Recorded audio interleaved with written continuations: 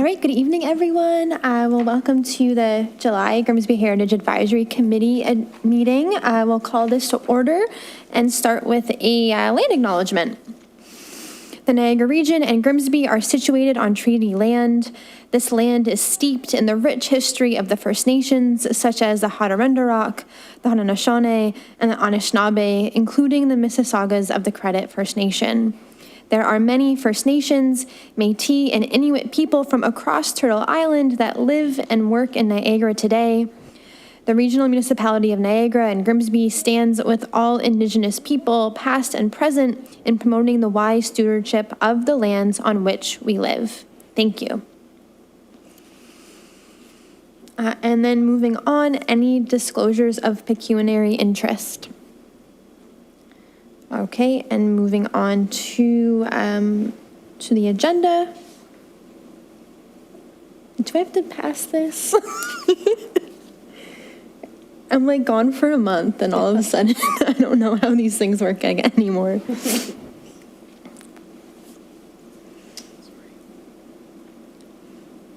Okay, so we're looking for a motion to approve the agenda for this evening for July 9th, 2024. Do I have a mover? Councilor DeFlavio, thank you so much. All in favor? That's fantastic. That's carried. Thank you. Sorry about that, Bianca.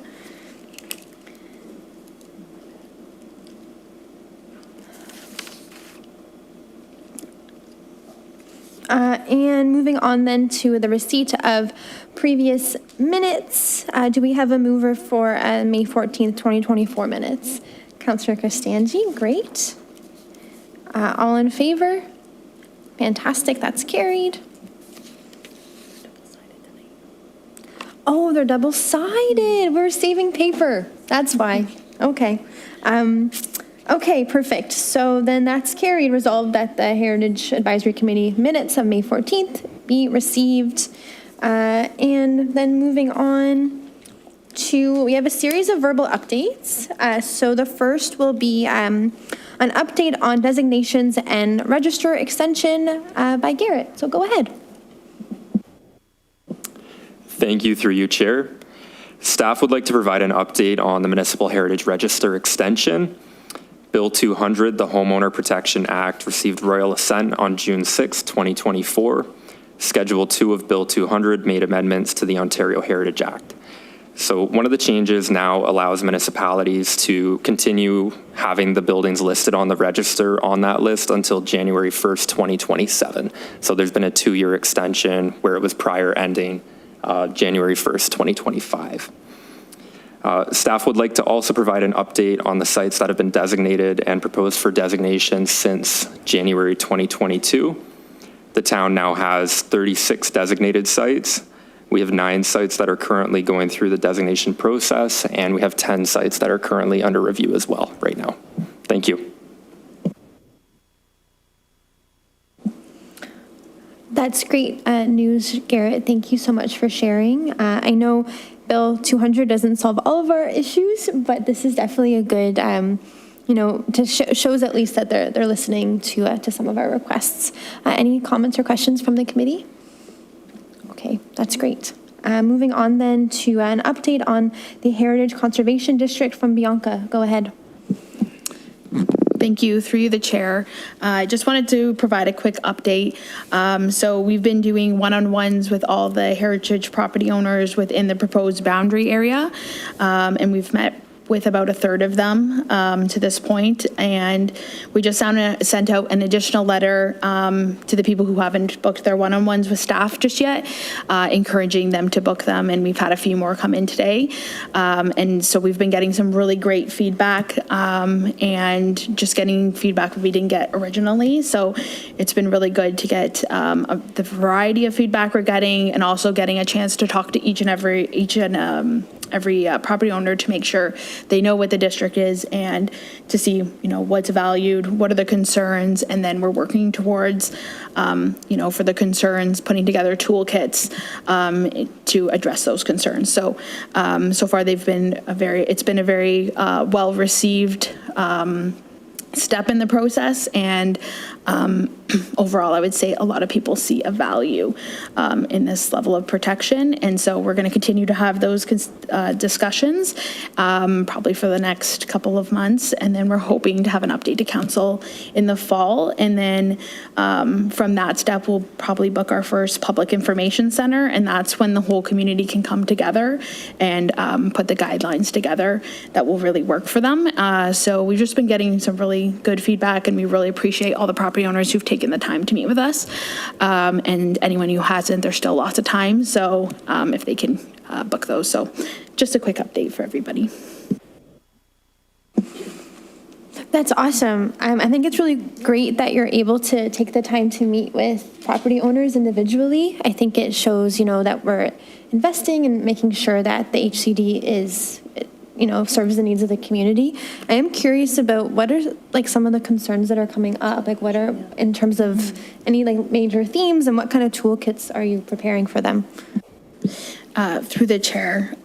So we're going to have a full report coming kind of with a summary of everything we've heard, because we've heard a lot of really great things. Some of the comments have been, just the ability to have flexibility while as a property owner, but also looking at it from two angles. A lot of the discussion has been how can we manage enabling the property owners to have the flexibility they need while still ensuring that, say, a vacant parcel or a parcel next to them that's being redeveloped is still taking the corridor into consideration. So really balancing kind of the two perspectives, because it's the legislation, in the eyes of it, you're equal whether you're developing the land or you're a property owner. So it's just really finding that balance. And so some of the ways we've been working with the property owners to kind of manage that, for example, is we've said maybe there's a potential for some delegated authority where, window replacement or things like that, where we can put right in the guidelines what's acceptable. And then that can be something done during the building permit process rather than having to come through the approval process. So that was one of the things that was well received, having things that are already permitted, and then potentially having certain things delegated to staff, potentially for like garages or things like that, more minor. So those are kind of the discussions, but again, we're still developing recommendations on how we can address that concern. Of course, we have the property value concerns, and we've been working with the real estate agents. And so we actually have the materials from Ryerson University, and it's what they actually teach to the real estate agents. And so we have a lot of material on what's being taught, and a lot of it is that when you're in a heritage conservation district, number one, you're typically buying into a neighborhood or a corridor that's protected.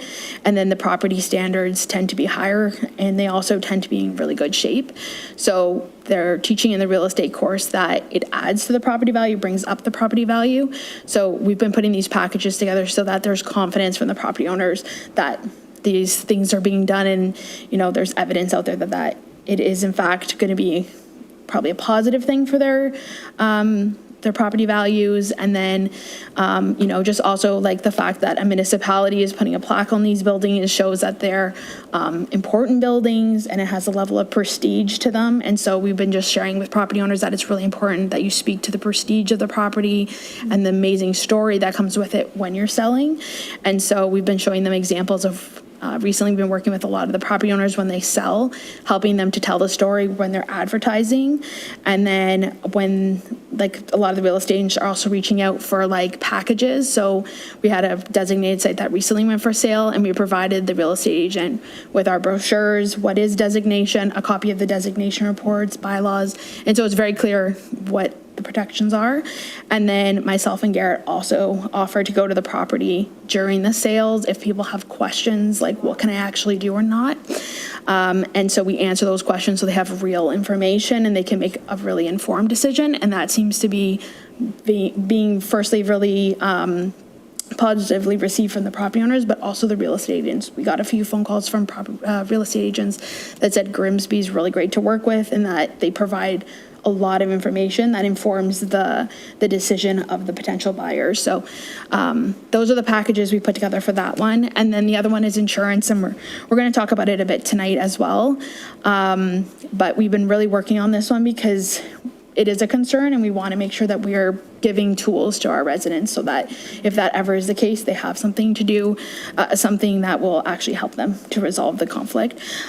So number one is we have a letter that we've developed with our lawyers, and it clearly states what designation does and what it doesn't, and how the municipality doesn't require them to carry a certain type of coverage, and that it really speaks to like fire and water damage, what the expectation is the property owner. And so for local designations, there's no expectation if it's lost to fire or water damage that it has to be replaced. And so we put that right in the letter, and that's part of the package. I'm kind of giving the update on insurance, but, and then, so we had about 10 companies we recommended that we know insure heritage buildings. And then we also had like kind of some tips on how to bring up your house to obtain insurance easier. So we're working on that, and we're advancing kind of that feedback in the toolkit, kind of tips on how to do that.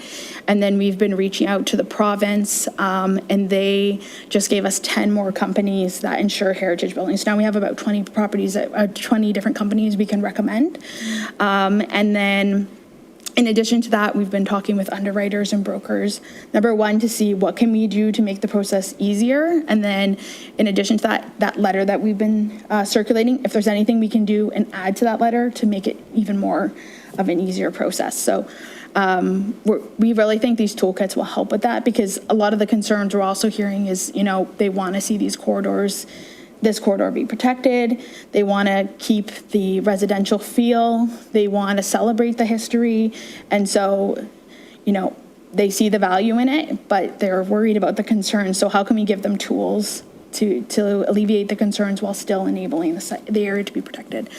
So yeah, some of the concerns are also like loss of heritage buildings with the recent changes to the Heritage Act. I'll have a full report with all of it, but those are some of the main ones. And then there's been a lot of positive feedback about the benefits, having the grant programs there, having access to heritage professionals that can provide consultation advice. We've also been doing conservation plans with the residents. And so they do see a lot of value in that. We also talked about like placemaking and how we can add like gateway features into the corridor and plaques to actually tell the story. And so a lot of residents really like that. So a really positive conversation about sense of place and how this corridor and the protection of these buildings kind of benefits the whole town and helps to keep that sense of place, that sense of small time charm. So yeah, it's been really positive feedback, and we're having really open conversations talking about everything, like what's your hard stops, what would you be okay with? So it's been really positive that way. So that's really, really great. Thank you for sharing. It's really great that you're able to have these conversations and bring so much of that forward into the report that you're preparing for the fall. It seems like a lot of the work you're doing is also just dispelling those myths that the public might have about heritage designation. And I think that's so important, and that's something that we talk about a lot here. So I really admire that work that you guys are putting into that. So that's great. Any questions from the committee on this? Yes, Brian, go ahead. Through you, Chair. Bianca, can you remind of the process and just like other deadlines? I know you talked about kind of the rough timeline there, but it's been a few months that we talked about. Can you just refresh on kind of the process for the guidelines and then any deadlines that are kind of important to note within that? Through the chair. So hopefully you guys can hear me. The mic's kind of far.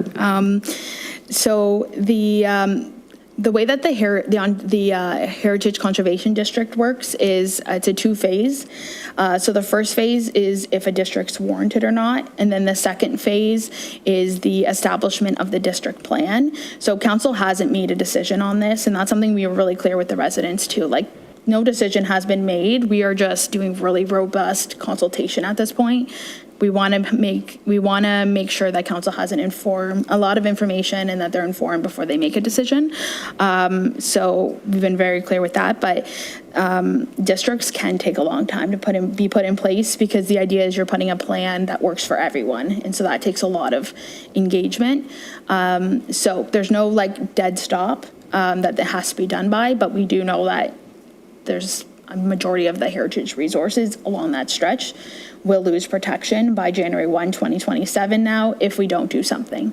So I think amongst all the property owners, everyone agrees some type of protection has to be put here, whether it's part 4, whether it's part 5, some type of demolition protection has to be put in place. So I think that's a shared kind of feeling amongst everyone, but there's no hard stop in the sense of the legislation. It's just we have to be mindful of the register. Yeah. Through the chair, maybe I can add one other thing. There is also the option of, it's like an interim control bylaw, but it's through the Heritage Act, and it puts protection for 1 year. And that would be demolition protection. So instead of doing that, council and staff recommended and council approved those properties being added onto the register. So that's our interim protection, but there is still that 1 year we never used. Thank you for providing that context. Any other questions from the committee? Okay, that's great. We'll move over to the resolution, and I just realized that we didn't read the resolution for the designation extension. I'm so sorry. Yeah, so we're gonna do 2 resolutions. I feel like I'm all over the place this evening. I'm so sorry, everyone. Okay, so we're gonna step back and share the resolution for the designation update that Garrett provided. So the resolution then that the update on designations and register extension be received. Do I have a mover? Amy, awesome. All in favor? That's carried. And now I'm going to share the resolution for the update on the Heritage Conservation District be received. A mover. Councillor Kristanji. All in favor? That's great. Oh, I need that. Okay, we'll move on then to Garrett to share any further updates on the insurance toolkit. Through you, Chair. Thank you. I'll just kind of reiterate some of Bianca's points there. So we have been working on expanding our insurance toolkit for heritage property owners.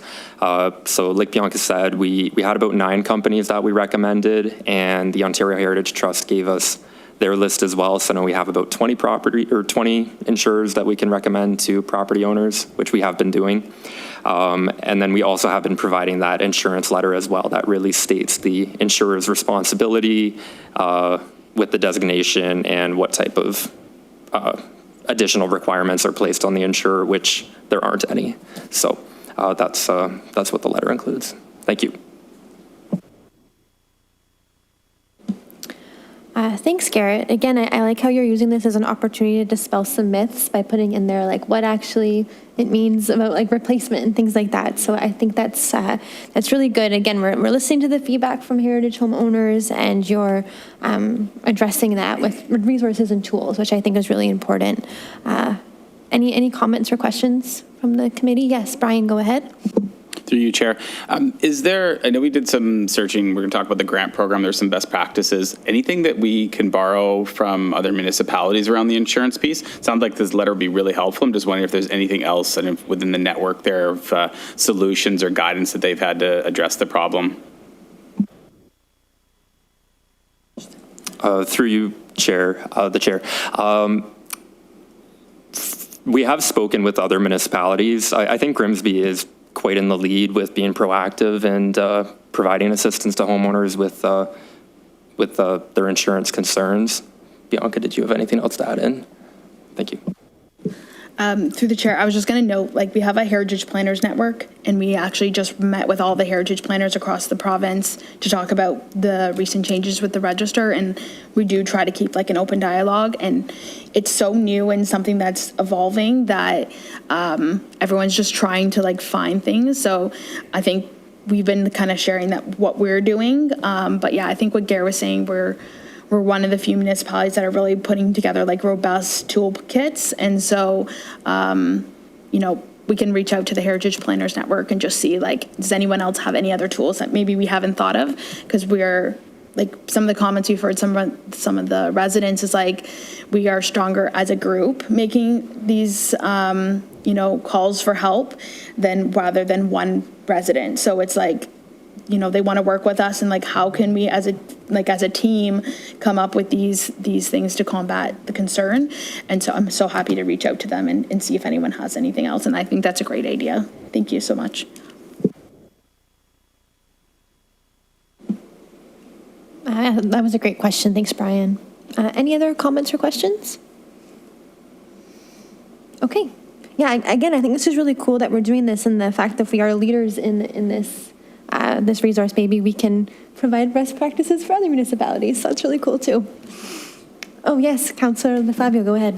Through you, Chair. I don't know if you mentioned it, but if we can put this stuff up on our website so that people, when they search for Heritage in Grimsby, this type of information, like the insurance stuff that is constantly being discussed and constantly comes up as an issue, they could find the answers, like an FAQ for Heritage or things like that, just so we're not constantly dealing with the myths that are out there about insurance, and it'll save staff time too. The more information we share publicly, the less you have to answer questions that people can't find the answer to. So.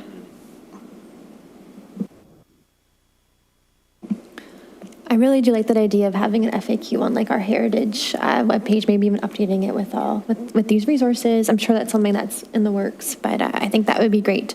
And again, we'll just increase our transparency and the fact that the town is really advocating and wanting to support these Heritage homeowners, and also acknowledging that, like, you know, there's different avenues for where these homeowners are finding their information too. Fantastic. Anything else from the committee? Any other questions? Okay, we'll move on. So a resolution then, resolved that the update on insurance toolkit be received. A mover. Brian, fantastic. All in favor? That's carried. Moving on then, for an update on Bill 139. Garrett, go ahead. Thank you, through you, Chair. Staff would like to inform the committee that Bill 139, Less Red Tape, More Common Sense, has received royal assent. So the bill will allow religious groups and Indigenous communities to move forward with their proposed alterations to designated buildings more quickly when the requirements under the Ontario Heritage Act have been met. Thank you.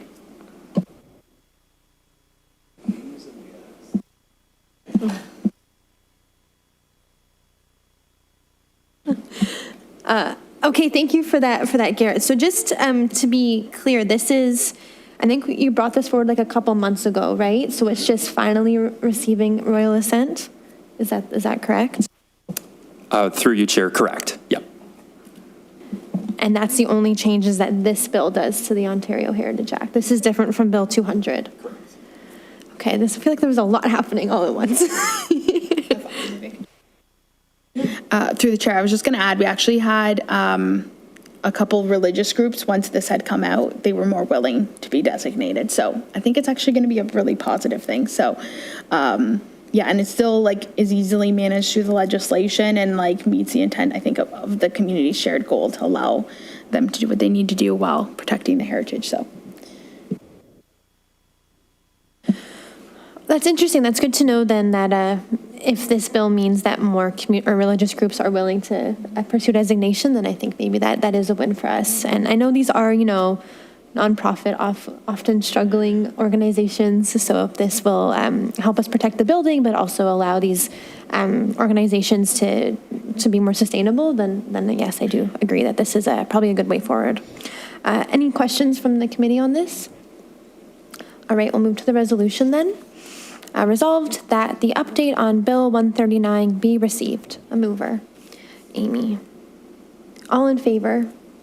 That's great. That's carried. Okay. Next update on the working group from me.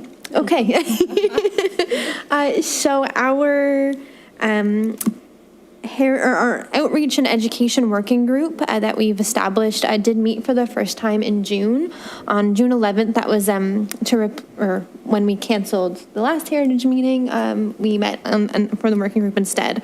So I invited, or we chatted with the Grimsby Museum, so Janet Oakes, their manager and curator, Kate Hyatt from Nels Manor, also manager curator, came to the meeting, and we've also invited the Grimsby Historical Society. So we've brought President Wayne Mullins, who has been such a great support and resource for the Heritage Committee. So we really wanted, the idea here is that we wanted, Grimsby's heritage leaders and groups and organizations all together so that we could all work towards the same goal. So when we met, the first initial meeting, Amy was there as well, which was really wonderful to have all these kind of ideas and people together. And we discussed, we kind of just discussed the main priorities in terms of outreach and engagement and education across those organizations. So the museum, Nels Manor, I haven't been able to meet with Wayne yet, but the idea is see what everyone's priorities are, and then our working group as part of the Heritage Committee can support those priorities in our own way. It sounds like the best way forward will probably be like a kind of an umbrella program that's a little bit larger, and then our organizations and our working group at the committee can do smaller projects that kind of work towards a larger umbrella project, whatever that looks like. So the first meeting was us kind of just discussing priorities, which is really just, engaging Grimsby's community with local history, kind of getting those stories out there, walking tours, for example, social media, some really big lofty goals to bringing back doors open, making a coffee table book. So we really talked about a whole bunch of different things. And that was to see like what is the capacity of the Grimsby Museum? What does their calendar look like for next year? And the same with Nels Manor. And then seeing what the Heritage Committee, what our capacity is as volunteers, and working towards something that's tangible and that's actually doable. So we plan to meet. The next meeting is Tuesday, July 23rd. I'll be working with the Grimsby Museum, or working at the Grimsby Museum again, and we'll kind of narrow it down and then hopefully come up with some tangible projects that we can work on together. So it was really cool to kind of bring everyone together in one room and share ideas, and I'm looking forward to seeing where it goes. Any questions about that or comments? Okay. So I know that I have a resolution on this because we're working with the Grimsby Museum is a municipal organization, and we're working with other community groups also. It sounds like we need to formally invite them to join our working group because it's a little bit bigger than our committee. So Bianca and Garrett put together a resolution here that invites these other organizations in. And also it was brought to our attention that we established a working group for 1 year, and we've kind of only just started. So what we're going to also request that it be extended for an additional year and to also be renewable, just so that there continues to be momentum. As we're just starting, we don't want to have to stop because we didn't renew it. So I'll read the resolution now. So resolved that the update for the working group be received, and that the community outreach and engagement working group be extended for an additional 1 year, renewable upon mutual agreement and based on the achievement of objectives, with the primary objective of public education and engagement, exploring the possibility of revisiting the Doors Open initiative and providing support to the community in heritage preservation matters, and that the manager curator of the Grimsby Museum, president of the Grimsby Historical Society, and manager curator of Nels Manor, and any other interested members of the Grimsby Historical Society be appointed to the working group. A mover. Councilor DeFlavio. All in favor? That's great. That's carried. Thank you. Okay, so that's it for our verbal updates for this evening, and we'll move on to our one and only report, which is exciting. This is an exciting one. We've been waiting for this for a bit. The Designated Property Grant Program, and that will be Bianca to share that with us. So go ahead, Bianca. Thank you, through you, the chair. I'm just going to provide an overview of the report and then happy to answer any questions and get additional feedback from the committee. So at the last meeting, we had brought, at the May 14th meeting, we brought a information report talking about the consultation that we did. We consulted with 13 other municipalities, and we spoke with about 50 longstanding and newly designated property owners to better understand what would work well for Grimsby while keeping in mind best practices. The program is established through the Ontario Heritage Act, but it is up to the municipality to specify what the extent of the program will look like. So I just wanted to cover some of the feedback we received at the last meeting. So some of the things we talked about was that during the selection process that structural upgrades be taken into consideration and prioritized. We also talked about bringing up the efficiency, weather stripping, bringing up the R value of windows, storm windows, things like that, efforts towards efficiency being prioritized. And we also talked about work being done by non-for-profit organizations being prioritized. We also talked about having the brochure, having a brochure. I think this was something Brian brought up, the importance of the brochure and making sure that they're aware of when heritage permits are needed and when they're not. And I think from the discussion tonight, we can also put some things in there about insurance and to reach out for support that way. So we're going to put a toolkit together that goes with the notice that the grant program is launching. And then we also talked about potentially having an emergency reserve fund. And so we kind of put some text in the report to how we could slowly establish that while still ensuring funding is given out. And then I kind of gave an update. So right now we have over 75 properties that are designated. It's like 79. And then we have, the efforts towards the designations following Bill 23. So let's just kind of give an idea of how many sites there are. And we're recommending that this program be for designated under Part 4 or Part 5, so individual or district. You have to be designated to obtain the funding. We are recommending that it be a 50% matching grant. Every municipality that we looked at did the matching grant, so we're recommending that. And then council allocated $20,000 to this program, the pilot program. So in the past, council did $15,000 every year, so they added an additional $5,000, and we're recommending we do this as a pilot so we can provide feedback to council on how that funding is allocated. We're recommending that the funding be kind of given out in two types, a large project at $5,000 and then a small project at $2,000.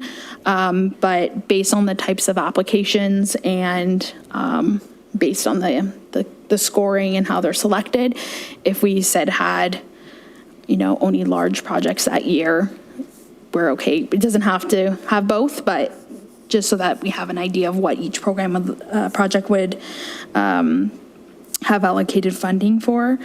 And then we kind of put some things in here about if in the event that a successful recipient can no longer use the funds and the funds can't go to someone else who's on like a waiting list of something that was selected by the selection committee, then we would say that the funding can go to emergency then. So kind of like first we'd like to give all the funding out.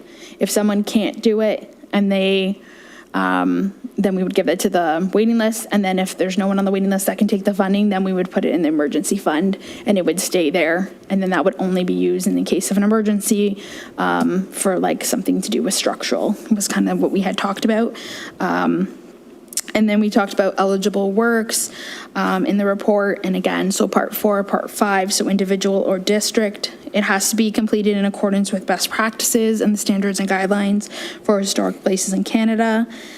We gave some examples: wood windows, wooden shutters, door repair, porch repair, repointing the masonry, painting, and of course, restoration of designated attributes.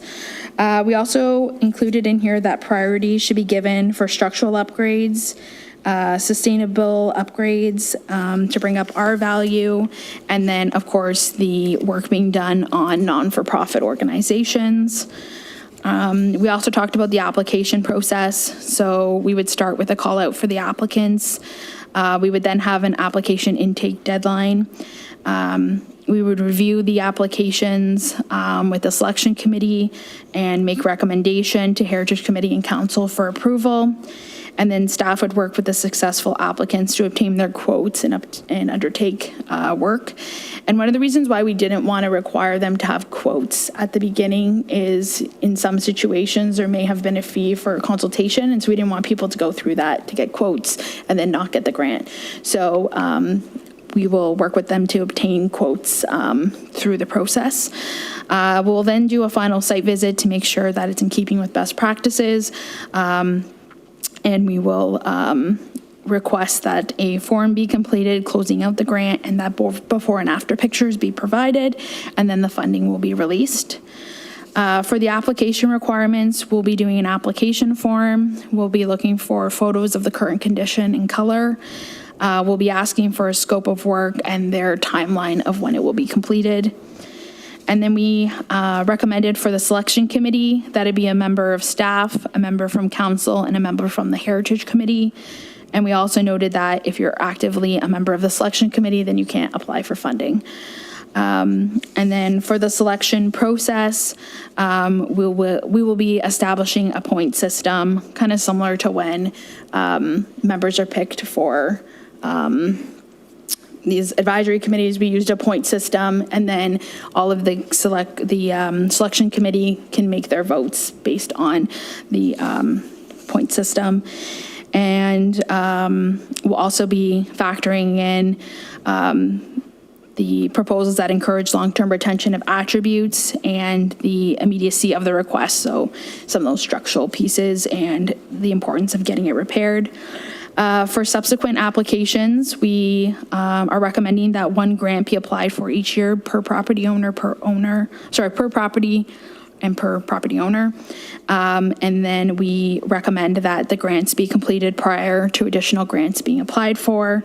And we're recommending that the application or the grant be completed within 12 months of a successful application. And then we also talked about, there's a little bit more information as well in the report about the point system. The waiting list was also mentioned in there for if funding can't be used. And then we just talked about the benefits of the program and how we're able to support the property owners, and we're also able to ensure that these heritage structures can remain within the landscape, and that the grant program is also an incentive that helps through the designation process. We also talked about how by restoring these buildings, we're keeping high quality materials out of the landfill and lessening our carbon footprints by using elements that have already used carbon emissions and keeping those in the building. And we also talked about how these heritage resources are valuable assets to the community and how they positively influence everyone's property values, economic growth through tourism, environmental conservation, and educational opportunities. And this program can support those conservation plans that we've been making with the property owners, and they can really use the grant alongside their roadmap for the restoration of the building. So we think they'll work together really well. And then some of the next steps, should the pilot program be recommended for approval, we'll be working on the point-based criteria. We'll be working on the timing for the application, so when we'll be sending out the release and when it needs to be submitted by. We'll also be working on the form, so we'd like to do an application form. We're also going to send in an example of a complete form, so they're very clear what we're looking for. We're going to be putting together an agreement document that just ensures that the money that's being spent on the restoration isn't just being removed the next year. And then we're also working on like a package that can go to explain what the program is, benefits, and then some of those other pieces we talked about ensuring they know when permits are required. And then we're also going to be doing some promotional, making sure that it's out there and everyone knows that these programs are available. And then we're also going to be assessing all the metrics from the pilot program so we can make recommendations to council for any changes that need to be made. And then I also wanted to note that in addition to the grant program, we're also looking at the property tax relief program, and that we'll be having that prepared for council to take into consideration for the 2025 budget. And as I noted last time, I just wanted to add that in all the municipalities we looked at, everyone put the grant program in first and then did the incentive. So that was considered best practice. And so happy to answer any questions. Thank you. Thank you for sharing this and for all of the work that was put into creating this program. Any questions from the committee? Yes, Amy, go ahead.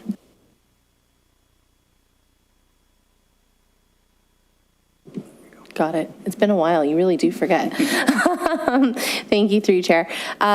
First of all, thank you. It's really comprehensive and detailed. I just had one quick question pertaining to the point system. And unless I missed it, I mean, I did read through it, so forgive me if I'm missing it.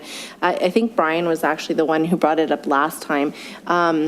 If one of the people applying for the grant has had an indiscretion previously whereby they've gone against the recommendations of the program. We had the example of, modifications to a deck without permission or what maybe. Is that factored into the point system? Are we taking that into consideration in terms of the priority? I didn't see it, but I just wanted to clarify on that. Through the chair. So we're still developing them, so we can take that as feedback if that's something we want to consider. I think just in the relationships with the property owners, like it's always my goal that the property owners feel supported. And so if they've made an error in the past, I don't want it to like hurt them in the future if they want to continue to work with the town. So I think that would be my concern with having that as one of the criteria. I mean, most property owners, I think, want to have a good positive relationship. So I don't know, I'm a little hesitant in that sense, but it's definitely feedback that we can take. Thank you. Councillor Cristangi, go ahead. Thank you, through Chair. I'm very happy to see this. It's very thorough. It's fantastic. So thank you guys for all your hard work. Very happy to hear the property tax one is also being worked on. I know our community will be very happy. I really like how, I like the point system idea. I like how you said you're going to give an example of an application and all that information, because I do think a lot of people in the community may not have the knowledge on how to apply for things and it might intimidate them. So I think that's a very great touch. So thank you guys. I think this is fantastic. Thank you for your comments. Any other comments or questions? Brian, go ahead. Through you, Chair. Echo the committee's comments. You did an amazing homework on this. So I love the fact that you went out and you sought a lot of opinions, and it's reflected in a really thoughtful program, just like hearing you rattle it off and read this in preparation to it.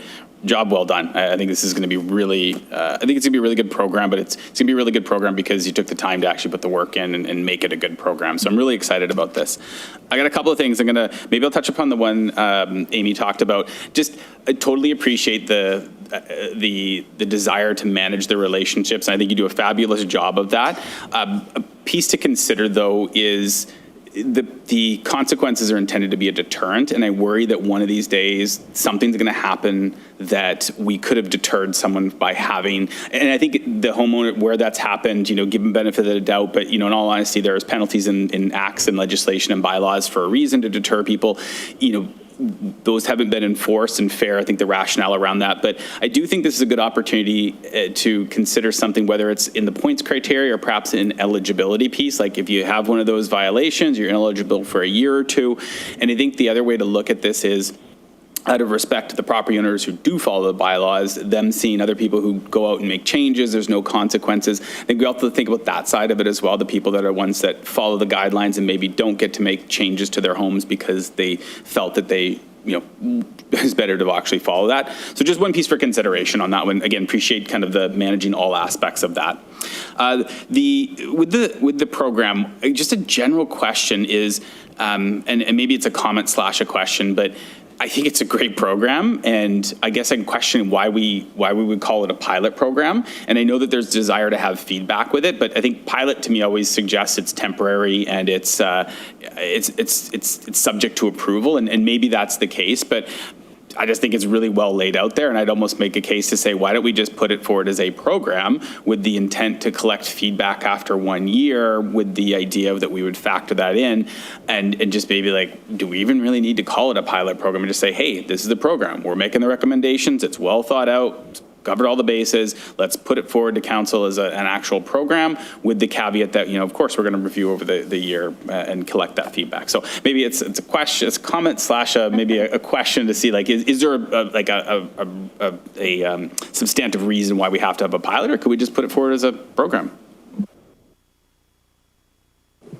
Through the chair, I like your comment there about maybe putting a timeline on that notion of, being in good standing with the Ontario Heritage Act. So maybe it is recommended, we'll take it as feedback for the point system, but I think I like the idea of having a timeline, because we don't want them to be penalized forever. Things happen and we want to work towards positive things. So I think a timeline makes sense. So we'll definitely take that into consideration. As for the pilot, I think, I could see it both ways, because I know some property owners are like, oh, we need more of this or we need more of that. And so we've been kind of seeing the pilot's like an opportunity for us to get a bunch of feedback. But I think we could maybe put it in the resolution that the program be put in place and maybe be reevaluated within a year. I think that kind of works if the idea of a pilot program is maybe the idea that it'll go away, which we don't want. So I think we could probably work that into the resolution. And I know with the previous grant program, it was always well received and very needed. So I agree with you that we don't want to see it go anywhere. So I think we can probably do that. That's great. Thank you for your thoughtful questions, Brian. Oh, yeah, you have one more. Yes, go ahead. A follow-up and then a response to that. Yeah, totally agree with the timeline. I wasn't suggesting with those it's you're permanently ineligible. I think it's totally fair that you would say look, you can't apply this year because you had an indiscretion this year. Next year we'll welcome your application. Totally makes sense. The only other thing was unrelated to what we just talked about there, but I liked the idea of the priority list, and just thinking about conversation earlier for one of the items around insurance, that maybe adding on there, if they're having difficulties getting insurance, that we would prioritize them. It could actually be covered in some of those, because things like structural updates would probably be something an insurance company would say, hey, you got to fix this before. But just maybe one to throw on there, that if they're having challenges or there's been an insurance assessment that has denied them coverage, but for this change, that might be a good item to prioritize as well. Thank you. Through the chair, that's a really good point. I can definitely add that in. I was also going to add that one of the property owners I talked to through the Heritage Conservation District, they were telling me that there was an outbuilding that was really important to them, and they wanted to ensure that they could do the restoration work they needed to do if anything ever happened to it. And so they had extra insurance just for that building. And so the tax incentive really was something that they were really wanted, because they felt that they're keeping that structure. It's part of our charm. It's part of our history. It tells a story. And they said that tax incentive would cover their ability to have that extra insurance. So it was a win-win for everyone kind of thing. And so that's something we're also going to be taking into consideration during the incentive side. And that might, address some of those concerns that where if insurance is slightly higher, there's this tool that helps to manage that impact. And so, I think we definitely can add that in, that to have that be a part of the, I'll pop it in. Sorry, I'm just going to make sure we're in the same spot. I think we had it for eligible works, and then we had priority. So I would add it as number 4 if that's everything.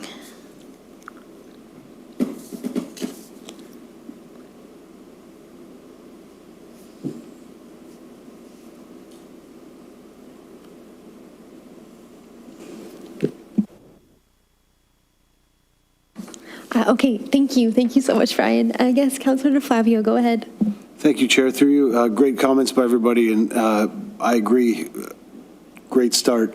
As far as the pilot is concerned, I agree. I think that the reason why we call it a pilot sometimes is for budgetary reasons, because when you make a program permanent, then it goes on the levy, and if you make it a pilot, you can fund it temporarily to see how it works, to see how much money you need, to see how much uptake there is on it, and then build on that. So that might be the reason for calling it a pilot. The other thing I wanted to say was, to ask was, will we have a chance to review the point system? Because I'm curious to see what that point system is going to look like, what criteria, because the point system is going to go a long way in determining which projects get funded and which ones don't, depending on the types of points we allocate to certain criteria. So I'd love to see that point system when it's created, and maybe as a team help shape it. So, you know, kind of put a final stamp on it as a committee to say, yeah, this is what we think is important, and these are the things that we think as a committee are what we want to see happen and what we want to fund from a heritage perspective. That's all. But otherwise, amazing job. Through the chair. Yeah, no, I think that's totally reasonable. I know we definitely wanted to get it like something to you guys. So that's good feedback. And so maybe we can do like an information report at the next meeting, just showing what that point system looks like, but we can start to develop all of the materials we'll be sending out to the property owners. And that's something we can continue to finalize, but we can definitely start it. So I think that sounds good. And the pilot, yeah, there's definitely like a budget component to it. And I think it's not listed as a pilot program within the resolution, but the idea is that if changes need to be made, it can be made. But yeah, I think knowing Terry, I'm sure from our department, she might have a thought on that, but I don't know right now. So I'll run that by her. Through you, Chair, just to add, and I think $20,000 is not a significant amount of money. If we, from a pilot perspective, it's fine because it's for a short period of time. By the time we implement this year, it'll be a few months left in the year, and probably the projects will be done next year. But from a pilot perspective, we're going to need to put more money than $20,000 in it if we want to see real change occur and real work occur in Grimsby. So that's something that we're going to need to look at too. How many applications are we getting? Do we need to put significantly more money in it, or is it the right amount? Because not a lot of people are taking advantage of it, and then we got to do a better job of promoting it so that people do take advantage of it. Because the whole point of having this project is that we help people that have taken on the burden of maintaining a heritage home. We want to make their life a little bit easier because it's not easy. So and we appreciate what they're doing. Every time we do something like this, just like Councillor Kristangi mentioned about the heritage tax program, which I think is going to be a really important thing that we do in the future, it shows that we believe enough in heritage that we're willing to spend money on it. Because it's one thing for us to talk about it and to designate, but until we start to invest in it, like starting with $20,000, but it'll be significantly more if we do a heritage tax program. Until we start spending money on it, we're just talking about it. So that's why these things are important, I think. Sorry for the speech.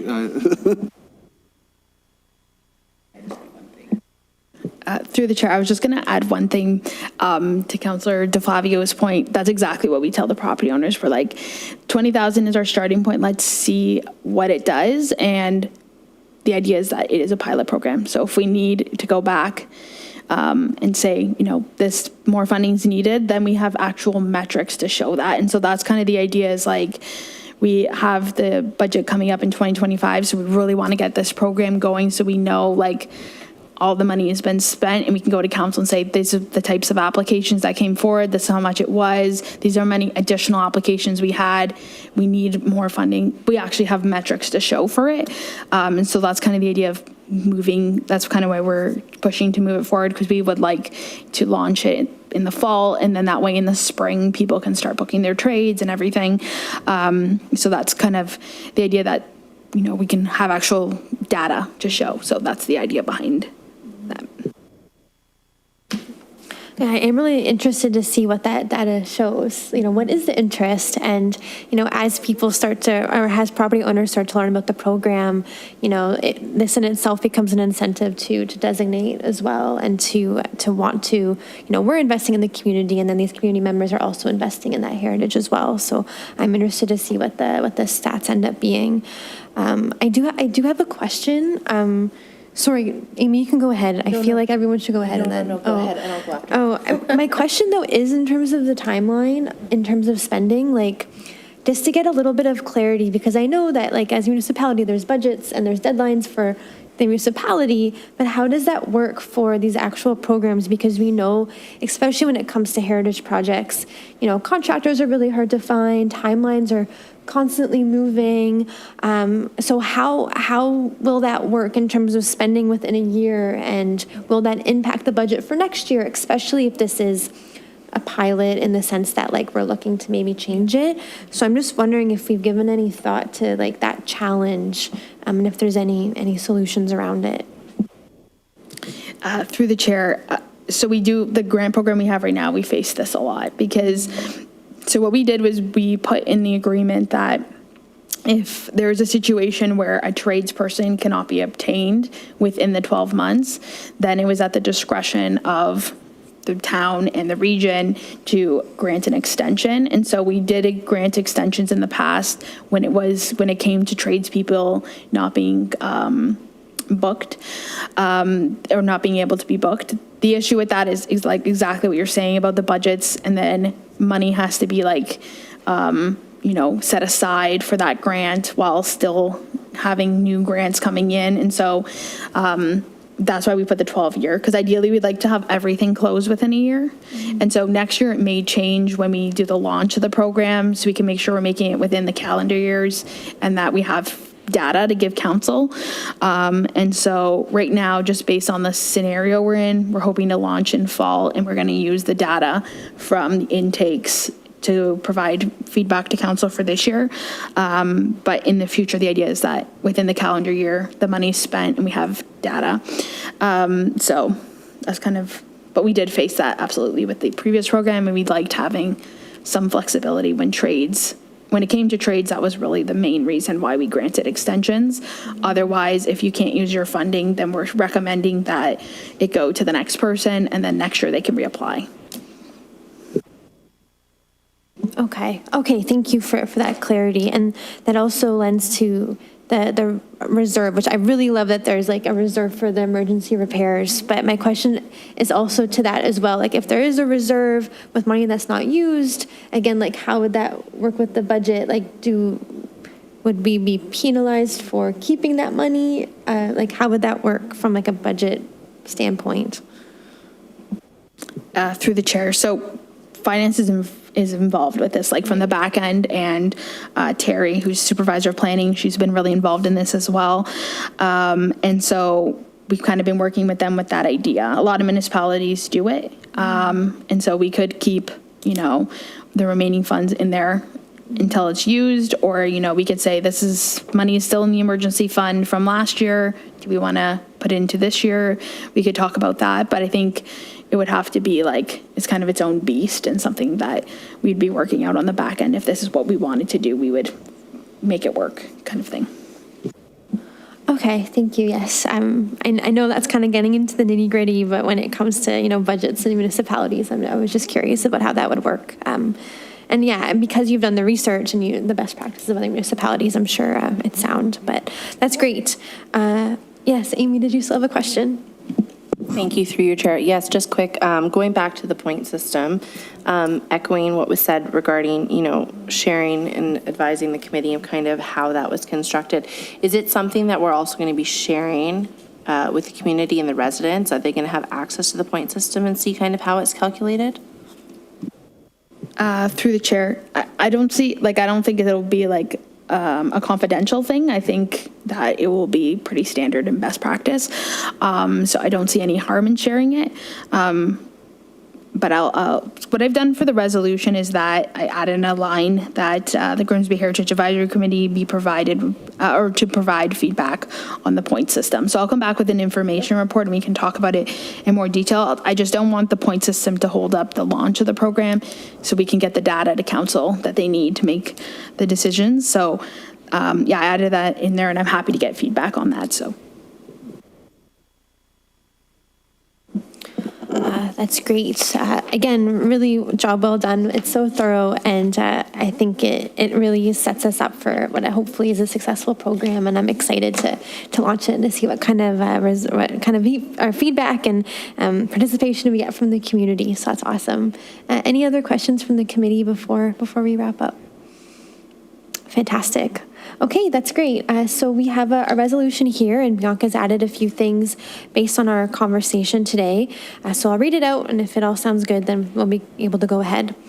Resolved that report HR 2414 dated July 9th, 2024 regarding the Heritage Property Grant Program be received, and that the Heritage Advisory Committee recommends the implementation of the designated Heritage Grant Program and next steps to support the preservation and conservation of heritage properties, and that the Grimsby Heritage Advisory Committee recommends that the program be reevaluated after the 1-year mark, and that the insurance upgrades be included as a priority with within the eligible works, and that the Grimsby Heritage Advisory Committee provides feedback on the point system. Do I have a mover? Councillor Kristangi. All in favor? That's great. That's carried. Awesome. Okay, and with that, any announcements from committee members? All right, so that wraps up our July meeting. Thanks so much, everyone, and I hope you all have a wonderful evening.